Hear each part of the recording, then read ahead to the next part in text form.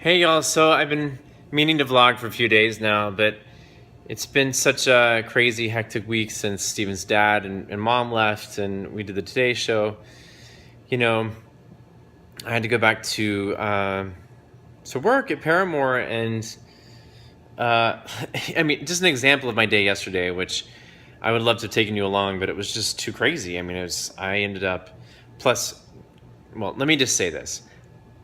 I had some great footage. I decided to upgrade our phones. We went to the Apple store. We got the new iPhones. I got an Apple Watch.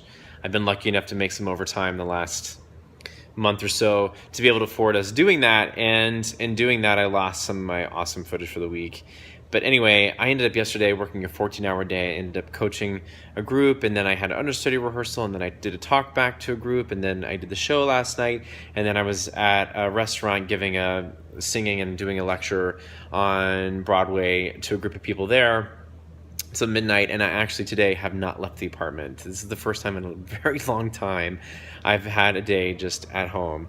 And so I just wanted to say hi to you guys and catch up and tell you guys about sort of this week and what's come up for me, because it's been 9/11 brings up a lot of stuff for me just because I was here in the city.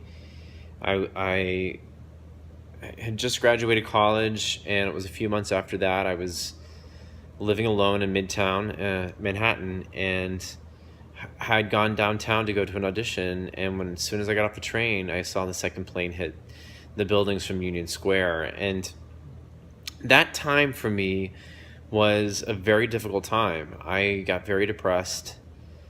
I didn't quite know how to deal with my emotions around it. And that's where a lot of my addiction sort of kicked in. I started doing a lot of drugs and a lot of drinking and having a lot of promiscuous sex, because it seemed the easiest way to numb myself from the depression I was feeling and the loneliness I was feeling. And loneliness is a big trigger for me. And what's interesting is this year, I'm doing this Course in Miracles work, and I've done a lot of spiritual work, and it hasn't been quite as triggering as it can be in the past 9/11, but it really, knowing that it's been 15 years, I was sort of feeling, remorse, and not remorse, but just morose, I guess, and sad. And then that bombing happened in Chelsea, and immediately I just had this feeling that I was at work, I was doing the show, and they were like, you can't leave the building. People wanted to go outside to smoke cigarettes, and they told them that they couldn't.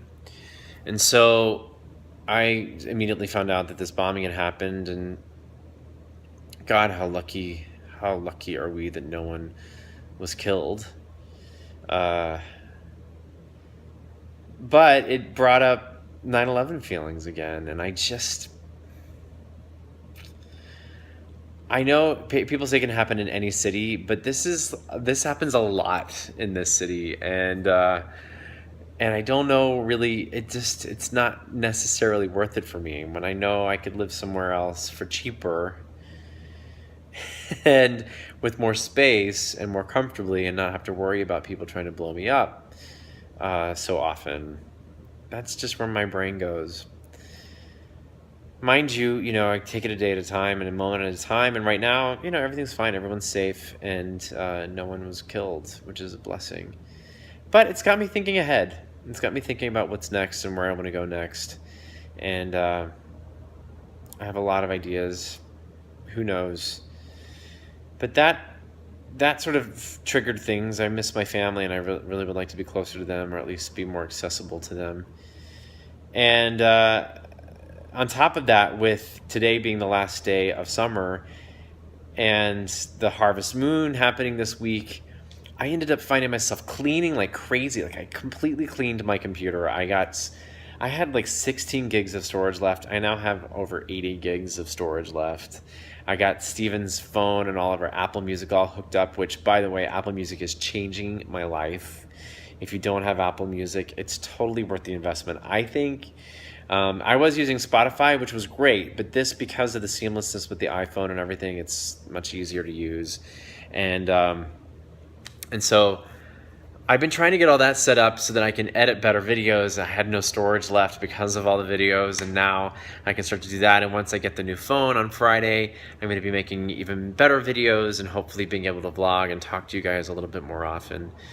But, you know, I am on this big Marianne Williamson kick, and it's interesting. I forget that not everybody is like very spiritually minded, and that's it's something that I just do and I'm fascinated by, and I find all of it very interesting. And I love Marianne Williamson's approach to spirituality. It's much more psychological, and it comes from a place of love. And I posted something of hers the other day, and people made comments about that they don't really buy it. And I just think that's so funny to me, because of course they don't buy it. Like we're taught in this culture, in American culture, we're in just the world culture, the sense of greed, and what motivates us to go after our dreams is we're taught to be the best and do the best. And, you know, it comes from a place of fear of don't fail, be the best you can be. And what she teaches is, you know, it's not about being the best you can be, it's about being the most loving person you can be. And through coming from a place of love and coming from a place of service, you become the best.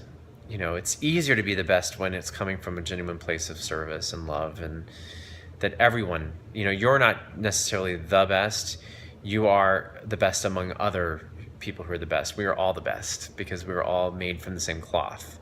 I love that. And it takes me and it helps me be right-sized and realize that even this guy who's bombing people, or, you know, the Black Lives Matter, you know, losing another innocent life at the hands of cops. You know, I'm mad. Of course I'm mad, and we can do something. We can speak up, and we can vote, and we can call people and tell them to speak to their commissioner. But we also can forgive, and, you know that these people live in a world that is teaching them to be afraid, and we can hopefully raise our children to not be. So that's been on my mind a lot. What do you do when you get freaked out, when things start to happen and you start to see people getting hurt and people reacting out of fear? And what is your reaction, and how do you resolve the day-to-day motivation to keep moving forward? I'd really love to know. Leave in the comment section below, and I hope this helps somebody today. Talk to you soon.